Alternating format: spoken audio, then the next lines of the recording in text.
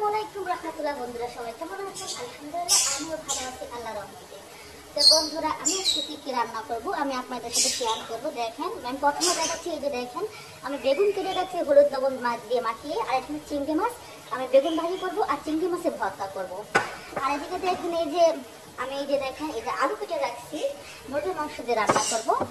আর এই যে দেখেন মুরগির মাংসটা আমি কেটে ধুয়ে রাখছি, এটা রান্না করব আলু দিয়ে। তো চলুন এবার আমি রান্নাতে চলে যাই। বন্ধুরা আমার মশলা কষানো হয়ে গেছে, এখন আমি এই যে মাংসগুলো দিয়ে দিচ্ছি। তো দেখুন মাংসগুলো আমি এখন মশলার সাথে সবগুলো মিক্স করে নিচ্ছি, মিশিয়ে নিচ্ছি, কারণ আমি একটু মশলা খুবই কম খাই, তার জন্য কালারটা একটু অন্যরকম।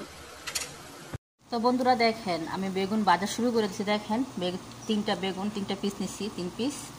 আর এদিকে দেখেন আমি ভাত বসাই দিচ্ছি, ভাত হয়ে যাচ্ছে। এদিকে আরেকটা তরকারি আলু নিরামিষ করতেছি। আর এদিকে হচ্ছে মাংস রান্না করতেছি, মুরগির মাংস দেখতে পাচ্ছেন। আজকে মাশাআল্লাহ দিলে একসাথে সব রান্না বসাই দিচ্ছি।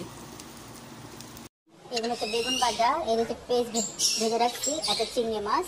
তো এখন আমি এগুলোটা ভর্তা বানিয়ে নেবো চিংড়ি মাছের। আমি এখন খাবার খেতে বসে গেলাম, দেখুন সাদা পাট। আর এই যে দেখেন আমার বেগুন ভাজি করছিলাম এই যে। আর এই ছোট চিংড়ি মাছের ভর্তা, দেখেন চিংড়ি মাছের ভর্তাটা নিয়েছি। আর এদিকে হচ্ছে আমার মুরগির মাংস রান্না করছিলাম। তো মাংসটা আমি একটা বাটিতে রেখেছি প্লাস্টিকের, অনেকে বলবেন যে কাঁচের বাটি নাই, আসলে আমি তাড়াহুড়ো করে আগে থেকে ঢেলে রেখেছি, দেখতে পাচ্ছেন। আজকের খাবার অসাধারণ টেস্ট হবে, আমি অনেক জমি আজকে খাবো মাশাআল্লাহ। দেখেন চিংড়ি মাছের ভর্তা আর বেগুন ভাজি আর মুরগির মাংস তো দেখছেনই। তো যারা যারা আমার ভিডিওটা কষ্ট করে দেখেন অবশ্যই দেখবেন, ভালো লাগলে লাইক কমেন্ট সাবস্ক্রাইব করবেন। আপনাদেরকে অসংখ্য ধন্যবাদ। আপনাদের এই ভালোবাসা পেয়ে আমি একটু একটু করে সামনের দিকে এগোচ্ছি। ভালো থাকবেন। মাই ফেভারিট খাবার আজকে চিংড়ি মাছের ভর্তা আর বেগুন।